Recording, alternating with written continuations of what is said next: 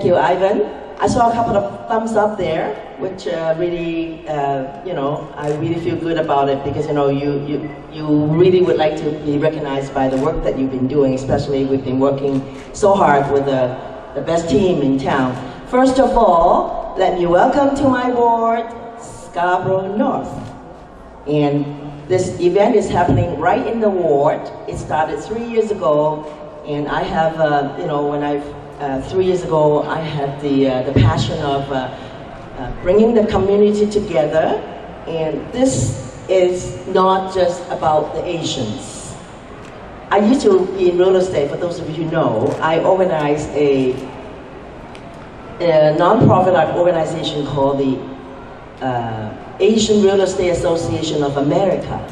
And I always said that you don't have to be an Asian to be a member. So we're speaking of diversity in Toronto, always.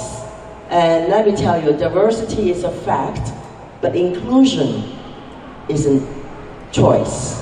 So we choose to include everybody together, and I always said that let's invite other community, other multicultural heritage background residents in Toronto to play in our sandbox. Very important. You don't just play in your own sandbox. You play in everybody. We include everybody. So this event is for everybody. And as Benny has said that, we welcome all the multicultural mosaic, all the from Ontario even, to come over. And finally, hopefully, we'll make this a destination going forward. This is our 3rd year, and even throughout the pandemic, we didn't stop. Last year, we did it as a drive-in event, thanks to Woodside Square and the product manager there, and then Eric here. They are really very, very passionate about supporting my goal, which is very important. You got to have somebody who support you, to get things done. So I really appreciate that. Nothing would have happened without the government support. So in saying that, I'd like to first thank the government of Canada, who has given the Heritage Grant to make this event possible. And secondly, the government of Ontario. This year, we're very, very honored and lucky to have the government of Ontario to give us some Reconnect grant so that we can host the event. And last but not the least, City of Toronto.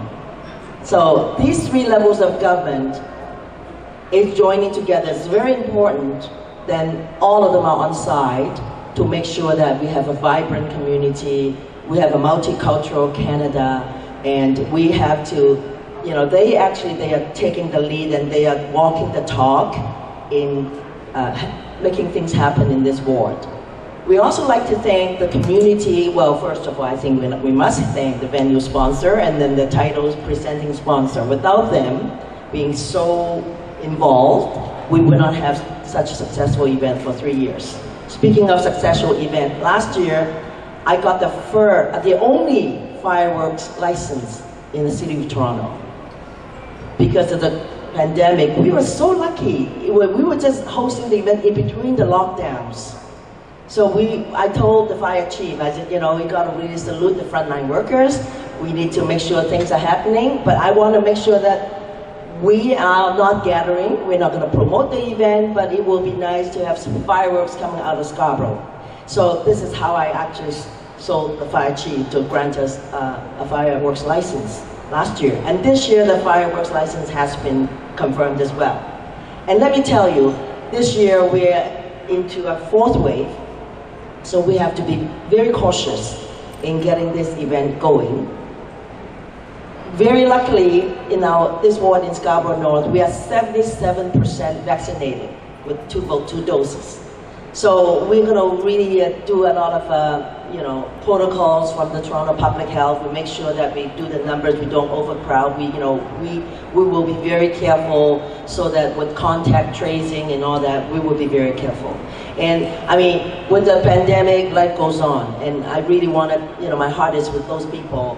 The economy as well, being a member of the Economic Development Committee in Toronto, I really wanted to help these small businesses, the restaurant people. We need to all try to sustain and kind of survive this pandemic and coming up with a new norm. The next group of people I wanted to thank is the community partners. I saw the Chinese Cultural Center there, and there's a couple of the CMC. Without the community partners to be on site, we will not have a successful event. So we have to be all in the same boat. We all have to celebrate our diversity together. So, and last but always not the least, I'd like to thank the media. So without you, we cannot promote the event. We wanted to make sure that the media, you will promote the event, and I won't say promote, promote is that, I wanted to say you share the event with people in Toronto so that we can all have fun together, even though we've been into the pandemic.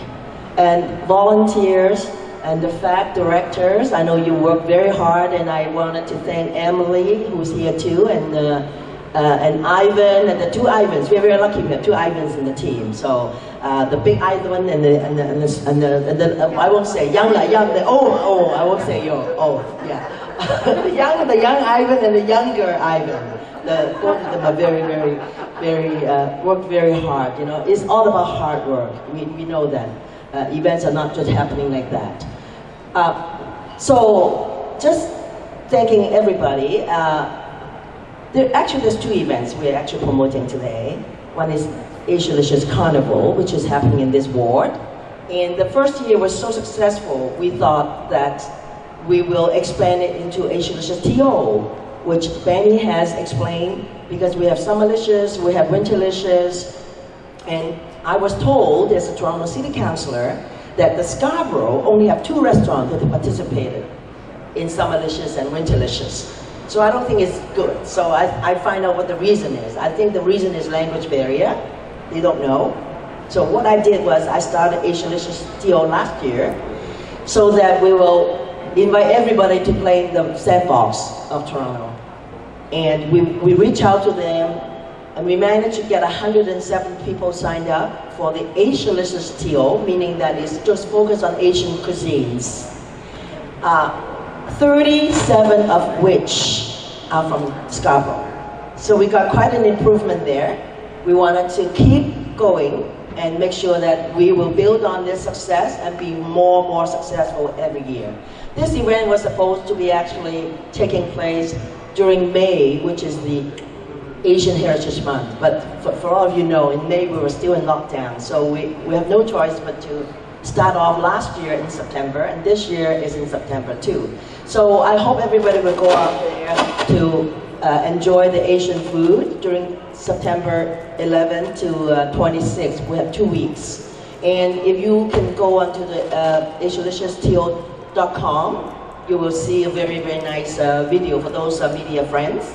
We'll have a very nice YouTube video to showcase that as well. If you're writing an article on that one, make sure you include that. So, Asialicious, I think I'm a little bit long-winded here, but I think I'm good because I'm the honorary chair, so I got to have the floor longer time. So the other thing I wanted to bring out from this event is it's all about licious. Asialicious is all about licious. It's very delicious. So I make it the theme for this year is flavor in food, which we have street foods, flavor in music, where we have song and dance over the 3 days. We have a lot of multicultural dancers, and you'll be blown away. So please do come during that weekend. And the last, we have flavor in art. So we have different flavor when we talk about licious. So this is the theme for the year. And very coincidentally, I really wanted to make this a special event because in my ward, for those of you who might have noticed, there's murals on the street, on the bell boxes. The bell boxes on the street. So because we have a theme of flavor in art, that is visual art. So we have performing arts as well. So I have invited, we have painted 10 of those mural boxes in the Aging Court North neighborhood. And it has made our community very, very vibrant because, our neighbors are really saying good things about the process and, to make sure that they have very, very nice visual arts in the community. I take this opportunity actually to invite the representatives, the leadership from Bell, who has been so kind to come here to be part of us to unveil the 10 mural boxes that we have built for the community here. And also, three of the artists actually has made time to come up because, some of them have to go to work. And I don't mean that you don't have to go work, the three of you, but it's just that you take time out of your busy schedule and you make arrangement to come up here to support and to be part of the flavor in art for this carnival.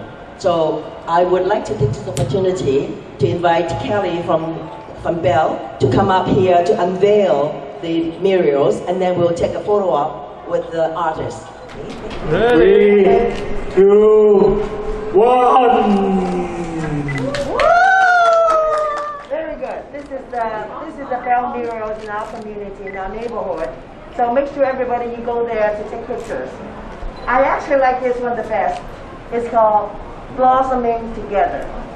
So we would like to invite the three artists to come here. Let me just come out, please. Can you introduce yourself? Yeah, Malika.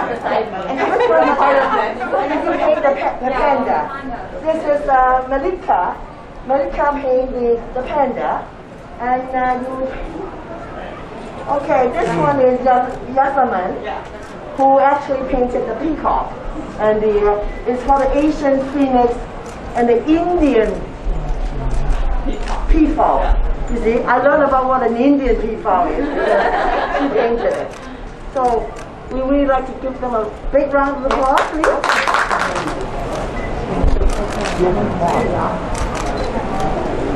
Okay. Okay.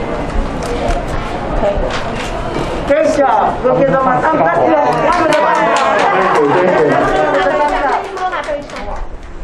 Thank you.